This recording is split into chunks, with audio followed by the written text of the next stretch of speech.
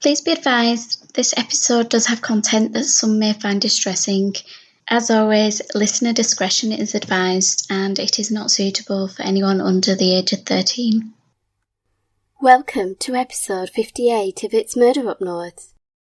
First of all, I want to say thank you to Moredog81 for your lovely 5-star review on iTunes.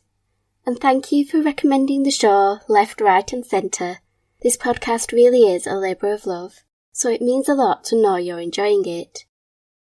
I also want to welcome the latest Patreon member, Anna. Thank you so much for your generous support. It is greatly appreciated. My podcast of the week comes from the Killer Stories podcast. I have just discovered this incredible show. They are doing an amazing job, so I definitely recommend heading over and showing them your support. Here is a sneak peek.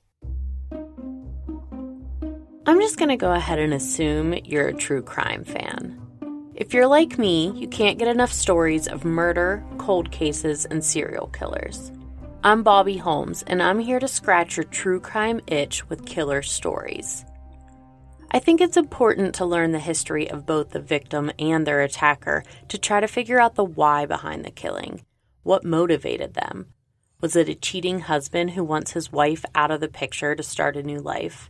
A serial killer who can't control his urges? Or maybe an unsolved case with multiple theories and suspects to discuss? From America's first serial killer in the 1800s to modern-day cases and everything in between. Join me every week for a new episode of True Crime Storytelling. Subscribe to Killer Stories, available on all podcast platforms.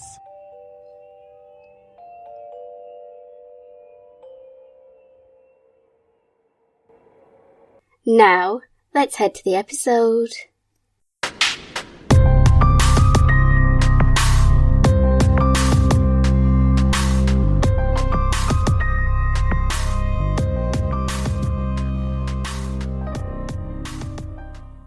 In 1970, the final train departed from the Burley Marsh station.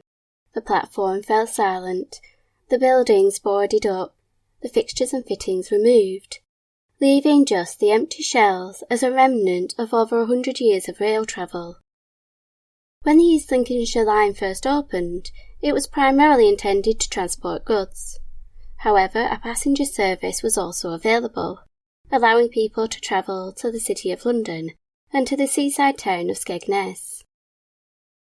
As the road networks expanded and the car became a preferred mode of transport, demand on the railway began to dwindle, and many rural lines became financially unviable, resulting in their closure.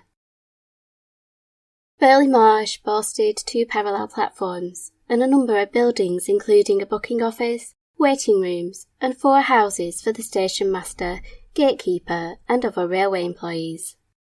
Behind these stood a large goods yard and a substantial storage shed, which was equipped to house livestock, coal and other goods.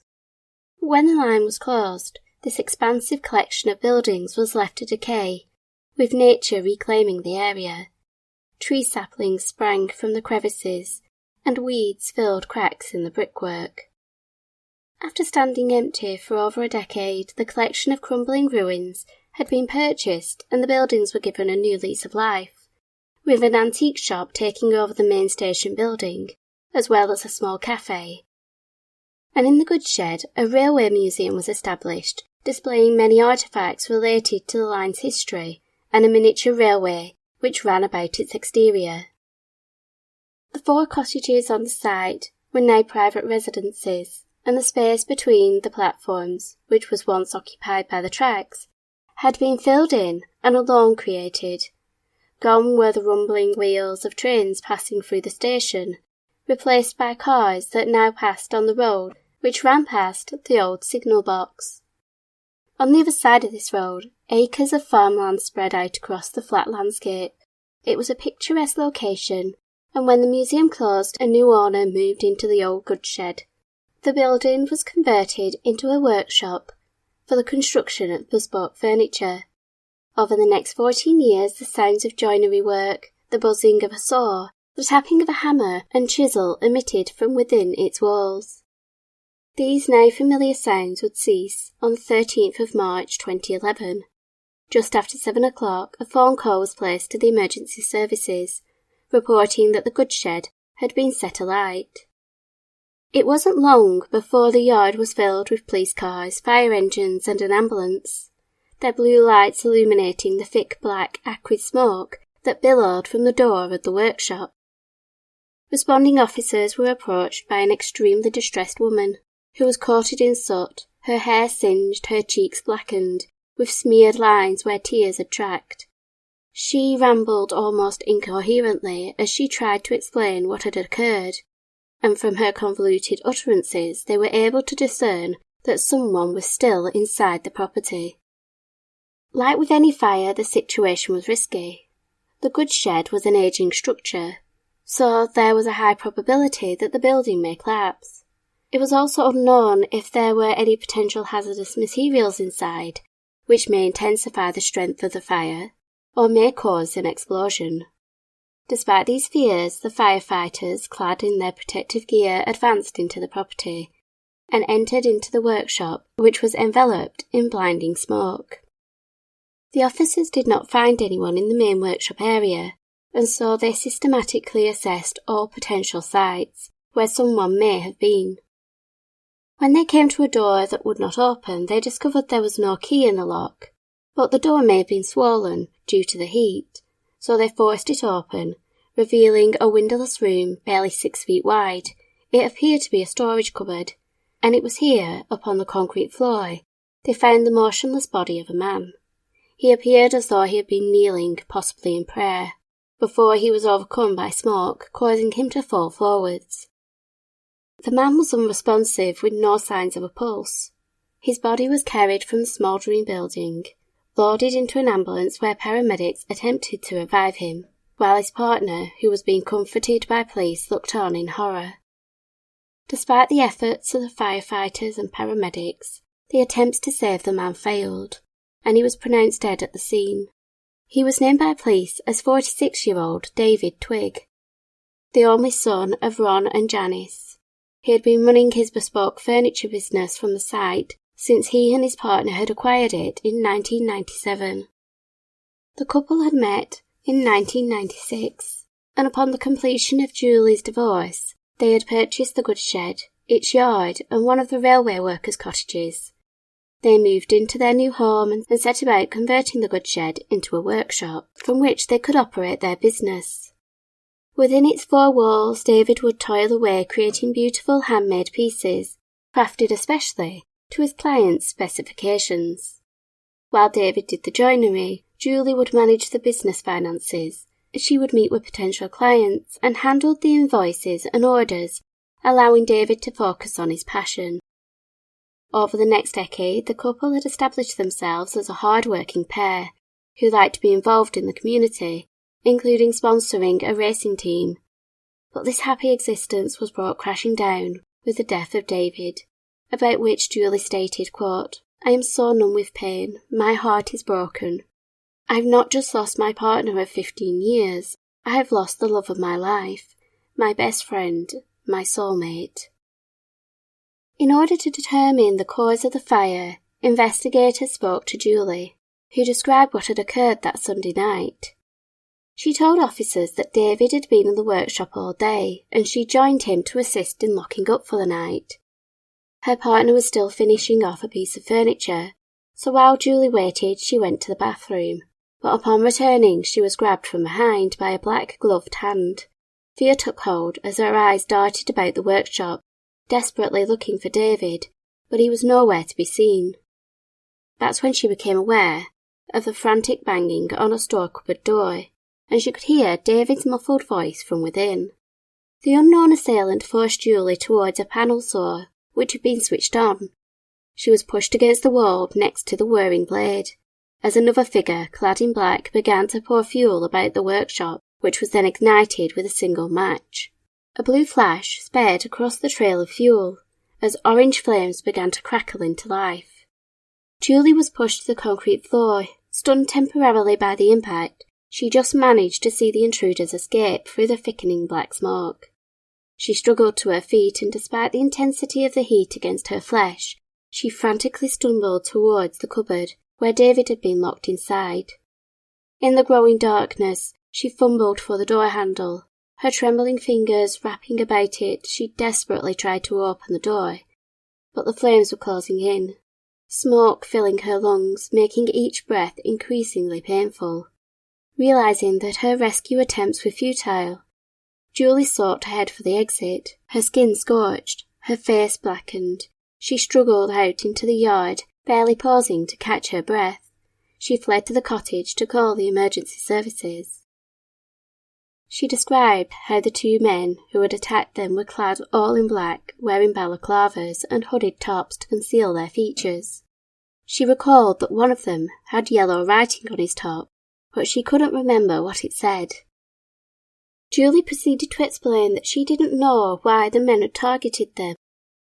David was a well-liked man who, as far as she was aware, had no enemies and had not been involved in anything nefarious.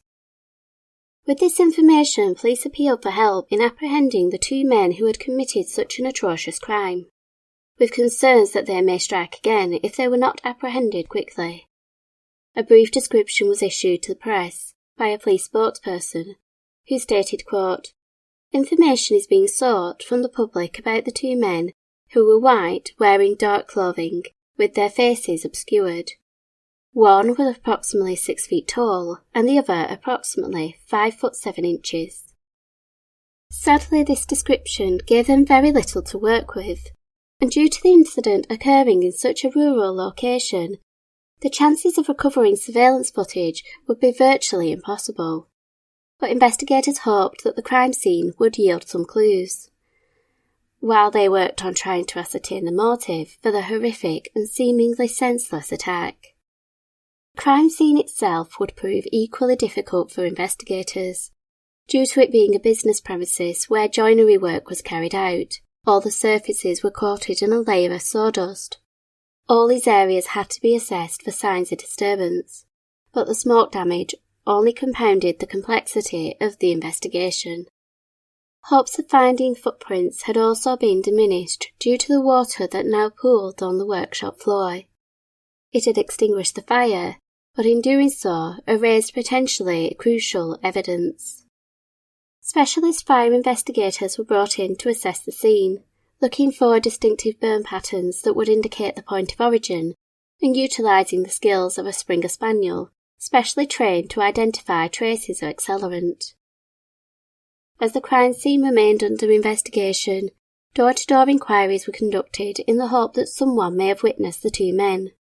Due to the isolated location, police theorised that it was likely that the assailants had parked close to the scene, and wished to identify any vehicles seen in the area at the time.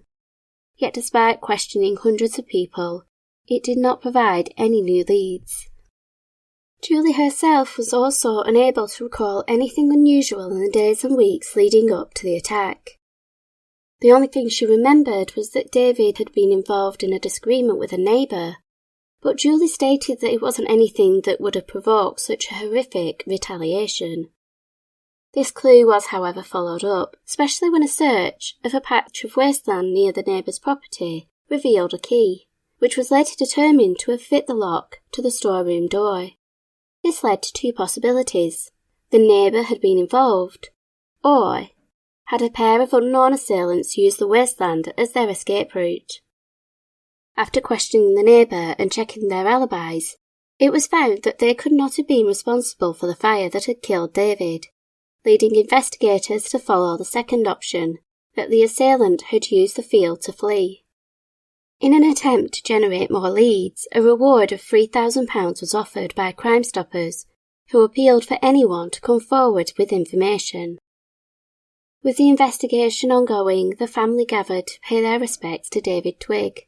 On the 16th of May, the service was held in nearby Alford, with the funeral announcement stating that David Roy Twigg was a devoted son and beloved partner to Julie. The family requested that donations be made to the Lincolnshire and Nottingham Air Ambulance and the Fireman Benevolent Fund, which would result in over £800 being collected in his name. Family and friends mourned the passing of a man they described as a genuinely lovely man, who was kind, friendly, and had a great sense of humour. The cremation of this well-liked man did not bring closure for his loved ones, who still wanted to know who had killed him and why. 3 weeks after the funeral, investigators believed they had gathered enough evidence and had identified who was responsible for David's death. And so, on the 6th of June 2011, the suspect was brought in for questioning. The chief investigator on the case would later tell Holly O'Finn at Lincolnshire Live that when Julie Dixon was brought into the police station, he was unsure what to expect from her questioning. Officer Stuart Gibbon told Holly O'Flynn that upon sitting down to conduct the interview, a prepared statement was produced in which Julie Dixon alleged that David's death was as a result of a suicide pact, with the couple planning to die in the fire. Her statement read, quote, "In relation to the death of my partner David Twigg, I wish to say the following. David and I decided that day to jointly commit suicide in the workshop. David poured petrol, which I had bought for the lawnmower, onto the workshop floor." Julie proceeded to explain that even as she watched David pour the fuel, she was still undecided on whether she wanted to go through with the plan. She admitted that she built up the nerve to ignite the fuel, but as soon as the flames appeared, she panicked and ran from the workshop. However, David did not follow her out. She told interviewers that, quote, "By my actions, through our suicide pact, I am responsible for the death of David. I realise that in panic and fear I have misled the police as to what happened, and I apologise for that." Chief Inspector Gibbons told Holly O'Flynn, quote, "Crucially for us, it confirmed these masked men did not exist. We put all that to one side, and the focus became pointed towards trying to prove or disprove that Mr. Twigg was suicidal, and any evidence to suggest that they wanted to die together. As we worked our way through, there was nothing to say he was unhappy or wanted to kill himself, or that Julie was either, because of what she said in the interview. Once she made that comment, she had lied to emergency services and police and had not disclosed evidence. We asked the CPS if there was sufficient evidence to prosecute." In August of 2011, Julie Dixon was charged with the murder of David, for which she entered a plea of not guilty, after which she was remanded in custody and a trial date set for the 5th of December. David's loved ones were shocked by this development and struggled to believe that Julie was responsible for his death. They had been at her side since the incident, and she had been through a traumatic experience. She had lost the love of her life. Just like the police, those who knew Julie had seen her as a victim, not the culprit. The chief investigating officer reflected on how Julie had spent months misleading both the family and the police, quote, "The only person from the early stages was Julie. She had injuries consistent with a fire. She had soot on her face and her hair was singed, so she looked like a victim. Of course, what we didn't know for quite some time was that she was not telling us the whole truth. A lot of time and effort was spent on trying to get information from Julie. She was distraught, and there was not much to go off by the descriptions of the intruders. As it transpired, they were never there and didn't exist." The trial commenced at Lincoln Crown Court on the 5th of December 2011. The defence maintained that the plaintiff was innocent, presenting the argument that David Twigg had died during a failed suicide pact. As covered in episode 47, the Oak Hill shootings, this defence relies on meeting the criteria set by the Homicide Act of 1957, in which the onus is on the defendant to prove that they, quote, "had a settled intention of dying in pursuance of the pact."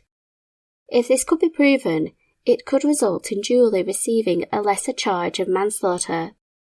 However, just a day into the proceedings, Julie Dixon changed her plea, this time to guilty, with her defence now stating that it was not a joint suicide pact, but that David had wished to end his own life and had asked his partner of 15 years to assist him.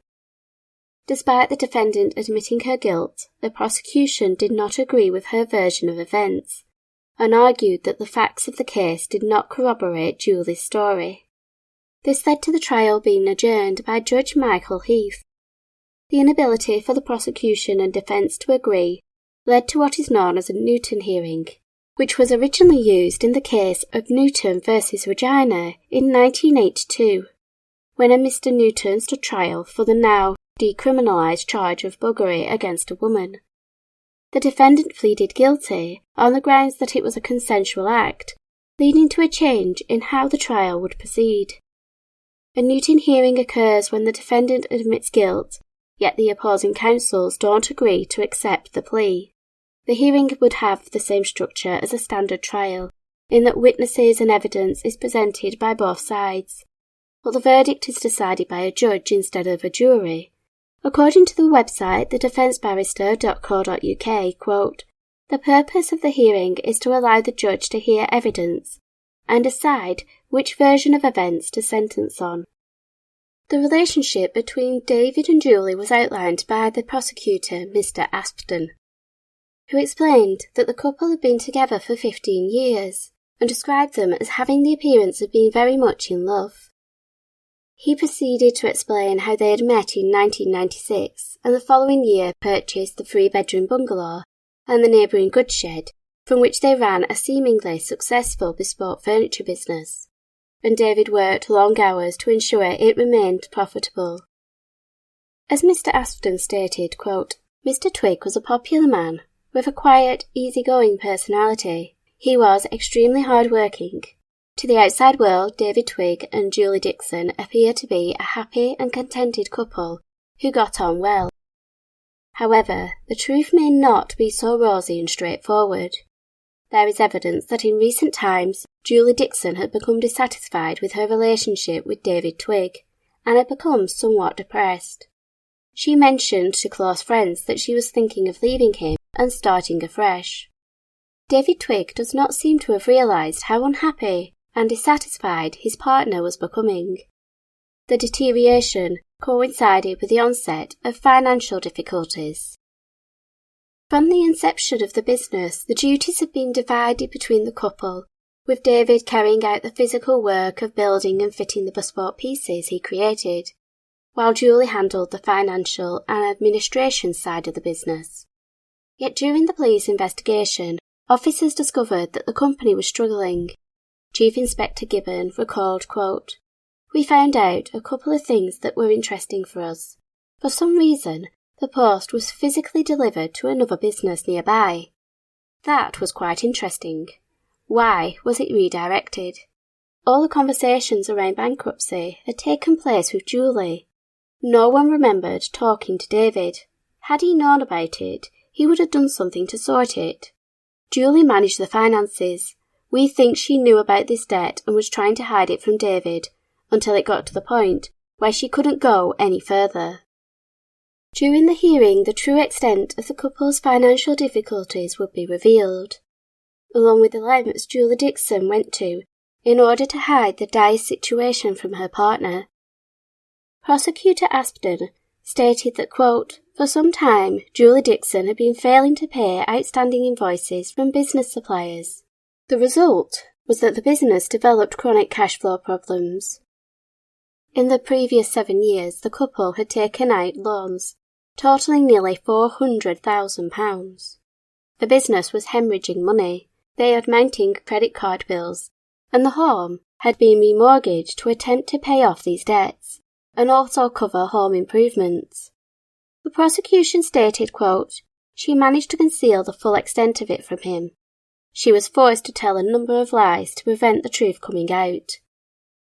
It was argued that David Twigg was unaware of the situation, and this was backed up by evidence that Julie had all the mail redirected to a local garage, from where she would collect it in an attempt to avoid David finding letters regarding their arrears. By October 2010, David owed Her Majesty's Revenue and Customs £17,500, and he was forced to declare bankruptcy. However, despite the officials from HMRC attempting to speak to David directly, the calls and written correspondence were always answered by Julie. who would make excuses as to why her partner could not be contacted, usually claiming that he was away on business. This led to the official handling the bankruptcy to question whether David was truly aware of the financial situation. This situation did become more serious when just 3 days before David's death he had failed to attend a bankruptcy hearing, which resulted in a warrant being issued for his arrest. The prosecutor propositioned the judge, quote, "One of the issues you will have to consider is to what extent David Twigg knew anything about the bankruptcy." When Julie gave evidence, she claimed that David was aware of the mounting debts and had known about them for the past few years, alleging that he was distraught when he had to declare bankruptcy. She also denied doing anything fraudulent with regards to the business. Judge Heath was presented with a recording of the 999 call placed by Julie on the night of the fire, and while it was played to the courtroom, the defendant sobbed as her voice is heard stating, "They set fire to the place. They were just dressed in black and had a hoodie on like a mask." She then proceeded to tell the operator that David is trapped inside the burning workshop, claiming, "He's in the storeroom, I think. I think they've locked him in. They pushed me, but I managed to get out the other door." The prosecution reminded the hearing that the masked intruders were non-existent and had been used by Julie in an attempt to mislead the police. Mr. Afston also stated, "The critical question in this case may well be this: who locked the storeroom door? It is our case that this defendant, Julie Dixon, locked the door, and her purpose in doing so was murder." It was stated by first responders that upon arriving at the scene they were confronted by Ms. Dixon, who was in a hysterical state. However, she was able to direct firefighters to the store cupboard, with one of the emergency workers recalling that, quote, "The defendant, Julie Dixon, was pointing at that locked storeroom door, and she was shouting, 'He's locked in there, he's in there, they bundled him in there.'" Firefighters discovered the door was locked and had to resort to forcing it open in order to gain entry, where they found David leaning forward in a, quote, "prayer-type position." Mr. Aston pointed out that, quote, "There was no windows, no natural light. It would have been absolutely pitch black." He continued that no key was found in the door lock or on David's body, which suggested that the deceased had not locked himself in the storeroom. This was further proven by the discovery of the keys in a nearby field. It was reported that David was in cardiac arrest when he was recovered from the fire. However, he would die at the scene. The subsequent post-mortem concluded that he had died from smoke inhalation, with traces of toxic fumes in his lungs, which were generated during the fire. The presence of soot in his windpipe, lungs and stomach, the prosecution pointed out, this meant, quote, "He was alive and breathing when the fire was burning." Counter Julie's claim that David had poured the fuel himself, the prosecution highlighted the discovery at the scene of a small tin of liquid, which was located at the entrance to the workshop and was also on fire. This posed the question, if David had poured the fuel, he would have either had to put the container down in the workshop or he put it outside himself before he was locked in the storeroom. However, if that was the case, it would not have been on fire if he had placed it there, as fire investigators discovered that although it emitted a large amount of black smoke, the fire itself was short-lived and was primarily confined to the area in which the fuel had been poured, meaning it never reached the location where the container was found. This led to the argument that the only logical explanation, in the absence of a third party, was that Julie Dixon had locked her partner in the storeroom, poured the accelerant and started the fire, only for the vapours in the tin to be ignited, causing her to drop the container as she fled. The court were informed that in the aftermath of David's death, Julie continued to claim that there had been 2 masked men, and she kept up this claim until her story began to unravel. Firstly, the police were unable to locate these individuals, and a detailed analysis of the crime scene suggested that there had been no one else present, although it could have been argued that this evidence had been destroyed in the fire. For 3 months, Julie Dixon played the victim, seeking comfort with David's parents, and telling them that she and David had been planning to get married.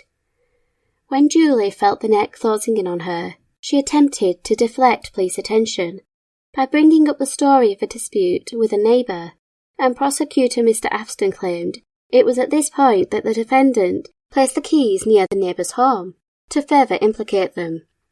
On another occasion, she briefly mentioned that there had been prowlers on the property, but again, there was nothing to back up these claims. All this proved to emphasise Julie Dixon's deceitful nature.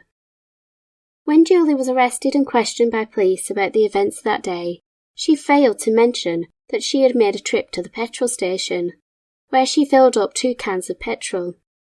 This was picked up on surveillance footage, which had been checked to see if the 2 masked men had been in the garage that Sunday. Julie was confronted with the footage and claimed that the fuel had been purchased for the petrol lawnmower at their home. However, police found no evidence to corroborate this claim. Further incriminating evidence came in the form of searches performed on Julie's home computer, which suggested that the murder was likely premeditated. Just days prior to David's death, there had been a number of searches carried out using phrases such as how to kill someone without leaving evidence and how to inflict fatal head wounds. Someone had also performed a similar search in December 2010 using Julie's login details. They searched for, quote, the thing that kills you and does not show up on a post-mortem. There was another search which asked, how can I disguise tablets in food? Which was then followed by another query stating, I've tried to disguise tablets in chocolate syrup, but it still does not work. It was revealed by the prosecution that evidence had been uncovered which showed that Julie had made a purchase of chocolate syrup online, and it was her signature that had been taken when the item was delivered. The prosecution argued, quote, there is clear evidence that David Twigg was remanded against his will, that the murder was a premeditated and planned murder, and that the defendant had been contemplating taking his life since at least the 7th of March, when she began making searches on the internet. Testimony was provided to the hearing by Janice Twigg, David's mother, whose pre-prepared statement was read out to the court. The mother of the deceased recollected that on the afternoon of the 14th of March, just after they had been notified of David's death, Julie Dixon arrived at their home. She noted that Julie seemed grief-stricken and shaken by the traumatic experience, and had injuries to her face which Julie claimed had been inflicted by the masked men. A week after losing their son, Janice and Roy were told via a letter about David and Julie's plans to get married the following year. He just never got a chance to tell them. Janice testified that Julie had approached them to ask for a loan of £2,000 to help pay for a trip to America. This request was declined by David's parents, and his mother later noted in her diary, quote, this will be the second man she has taken to the cleaners. I do hope this is not going to end terribly for David. Julie Dixon then took to the witness stand to tell her version of events. The defendant admitted that she had assisted her partner in carrying out his suicide, claiming that David had made the decision to end his life because of the mounting debts. She advised that, quote, David poured the petrol on the foyer floor and then went into the storeroom and got me to lock the door using his keys. He was sorry that he'd let us all down. She proceeded to explain why he wanted to be locked in the storeroom by claiming he didn't want to burn to death, he just wanted to suffocate. Julie's testimony was interspersed with moments of weeping as she recounted the details of David's desire to die. She was asked if it was a planned suicide, why did she lie about the masked men who had apparently attacked them and started the fire, which subsequently wasted police time and resources and prolonged the torment of David's family. Julie claimed that she made it up, quote, because he didn't want it to look as if it was a suicide. He didn't want people to know how low he was, and didn't want to be seen as a failure. The questioning then turned to why, on the second day of trial, Julie had amended her plea to guilty, to which she responded, I couldn't go on with it any longer. I couldn't cope. I didn't want to put the family through any more. Due to the defendant pleading guilty, the next step was to decide on an appropriate sentence to fit the crime, leading Judge Heath to adjourn the hearing on the 23rd of December and ordered it to resume on the 3rd of January 2012, at which time he would determine the prison term. When the court reconvened for sentencing, a portion of the victim impact statement written by Janice and Roy Twigg was read out to the court, in which the couple stated, "David was all Roy and I had. Not being able to see him or speak and talk with him and tell him how much we love him is very hard to accept. Can't say anything more. Only losing David has created a vast void that I'm struggling to fill." Judge Michael Heath then proceeded to sum up the case. He stated that Julie Dixon was an unreliable and incredible witness. He highlighted the lengths that Dixon had gone to in order to hide the debts from David, pointing out that she had resorted to lying to officials and had arranged for the mail to be redirected to avoid David finding out.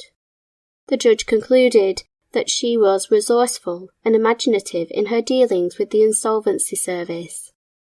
He also identified that she had misled the police and David's parents by alleging that the fire had been caused by masked intruders, who turned out to be figments of her imagination.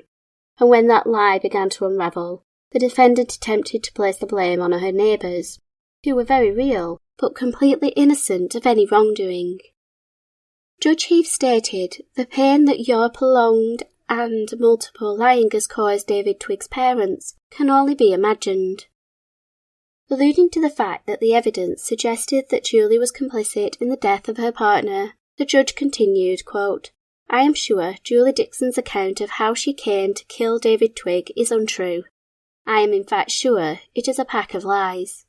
She told me that the reason she pled guilty was because she could not carry on with the way it was, because it was not fair to the family, and she could not put them through it. How hollow those words sounded when they were uttered. How hypocritical they were.